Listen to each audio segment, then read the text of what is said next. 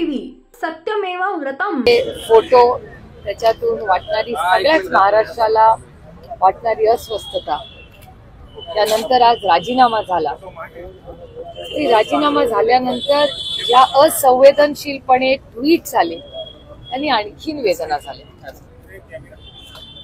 पुण्याचे पालकमंत्री, राज्याचे उपमुख्यमंत्री आणि माननीय भुजबळ साहेब हे दोघेही म्हणाले की नैतिकतेवर पक्षाने निर्णय घेतला, पण ज्याच्याबद्दल निर्णय होता त्यांनी काहीतरी वेगळंच मत मांडलं। किती असंवेदनशील लोक असू शकतात याचं उदाहरण त्यांच्या स्वतःच्याच ट्विटमध्ये आज दिसून आलं। पण हे खूप दुर्दैवी आहे आणि ज्या क्रूर पद्धतीने संतोष भाऊची हत्या झाली, 84 दिवस झाले सातत्याने या गोष्टी, वेगवेगळ्या गोष्टी बाहेर आल्या। सत्य हळूहळू का होईना महाराष्ट्राच्या जनतेसमोर येतंय।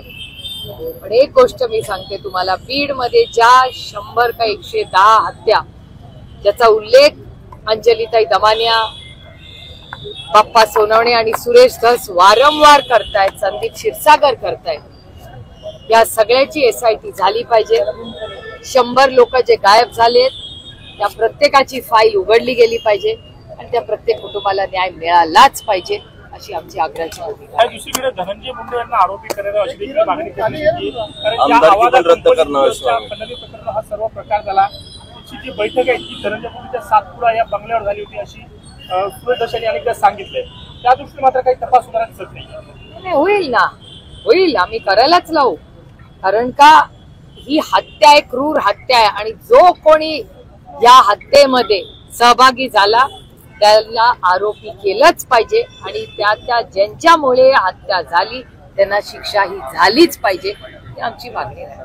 आणि एक गोष्ट की खंडणी हा गुन्हा हा PMLA ऍक्ट मध्ये येतो, खंडणीमध्ये ED आणि CBI ही आलीच पाहिजे।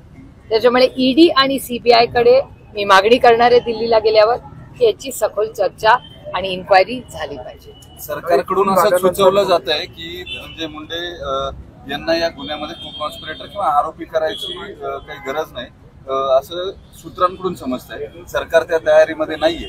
बघूया ना जे प्रूफ बाहेर येईल। आता सुरेश धस आणि अंजली दमानिया हे दोघं वारंवार म्हणतात ना CDR काढा, आणि CDR म्हणून जेव्हा अवधा कंपनीमध्ये खंडणीची मागणी झाली त्याच्यात कोण कोण होतं हे CDR बाहेर आले तर कळेलच। त्याच्यामुळे CDR काय दिले जात नाहीत आणि सगळ्यात महत्वाची गोष्ट की कृष्णा आंधळे कुठे आहे, कृष्णा आंधळेंचा CDR का दिला जात नाहीये। अनेक अशा क्रॉस होल्डिंग्स धनंजय मुंडेंच्या आणि वाल्मिक कराडांच्या आहेत, त्यांची सगळी इस्टेट एकत्र आहे, जी तुमच्या चॅनलवर आम्ही पाहिले तर ते पार्टनर्स आहेत। त्या दोघांमध्ये संभाषण ते खून होतानाही झालेलं आहे, ते वारंवार सुरेश धस म्हणतायत। याचा अर्थ सुरेश धसांकडे प्रूफ आहे म्हणूनच ते बोलतायत ना।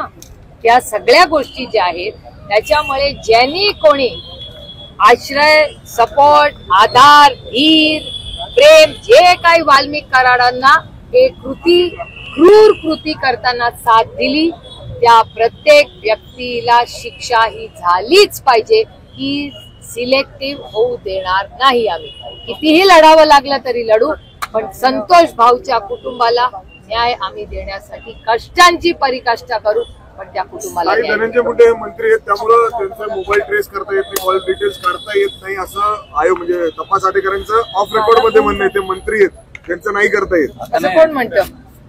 हे हास्यास्पद स्टेटमेंट आहे ज्यांनी तुम्हाला सांगितलंय। आणि ऑन रेकॉर्ड काय, ऑफ रेकॉर्ड काय?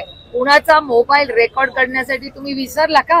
ते मोठी यंत्रणेबद्दल केवढी काय पिगॅसिस वगैरे या आपण ऐकलेलं ना। आणि प्रत्येक या एजन्सी जी कंपनी आहे त्यांच्याकडे CDR असतोच ना, अनेक महिन्यांचा असतो, आणि मंत्र्याचा फोन रेकॉर्ड होत नाही हे ऐकणं तर हास्यास्पद आहे। याचे किती एव्हिडन्सेस मी देऊ तुम्हाला?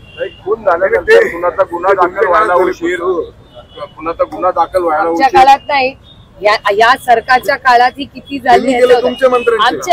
आमच्या सगळ्या सरकारची प्रत्येकाची स्टाईल असते आणि मला काय प्रॉब्लेम नाही. माझा फोन रेकॉर्ड करायला तर मी तर देईनच फोन, घ्या आणि काय बघायचं ते बघा.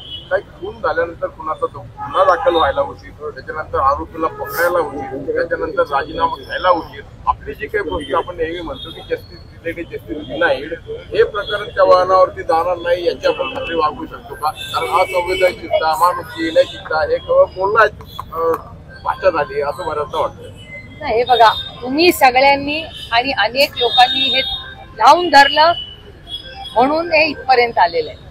त्याच्यामुळे त्यांना जर असं वाटत असेल की आम्ही उशीर केला तर हे सगळे लोक विसरून जातील. आम्ही विसरून जाणार नाही.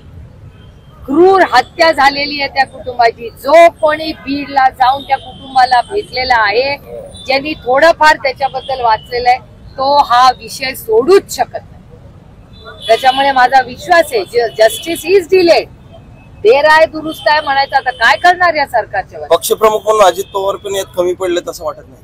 एक तर अजित पवारांचं आजचं स्टेटमेंट उशिरा का होईना ते उपमुख्यमंत्र्यांचं आणि पालकमंत्र्यांचं स्टेटमेंट आज आलं, भुजबळ साहेबांचं स्टेटमेंट आलं, पण ज्या पद्धतीने धनंजय मुंडेंनी स्टेटमेंट केलं म्हणजे ते गलिच्छ स्टेटमेंट होतं. मला धक्काच बसला. काय गरज होती? अपमान करायचा होता ना महाराष्ट्राचा. हा महाराष्ट्राच्या जनतेचा, देशमुख कुटुंबाचा आणि स्वतःच्या नेतृत्वाचाही अपमान केलाय ते. एकीकडे जेव्हा भुजबळ साहेब आणि पालकमंत्री पुण्याचे आणि डीसीएम एक म्हणतायत, तुम्ही त्याच पक्षात आहात ना, तुम्ही त्या नेता म्हणता ना, डीसीएम तुमचे नेता आहेत ना, भुजबळ साहेब तुमचे नेता आहेत ना, तर तुमच्या दोन्ही नेत्यांचा काहीतरी वेगळंच तुम्ही मांडणार मत. त्यांनी त्यांच्या नेत्यांचा पण मान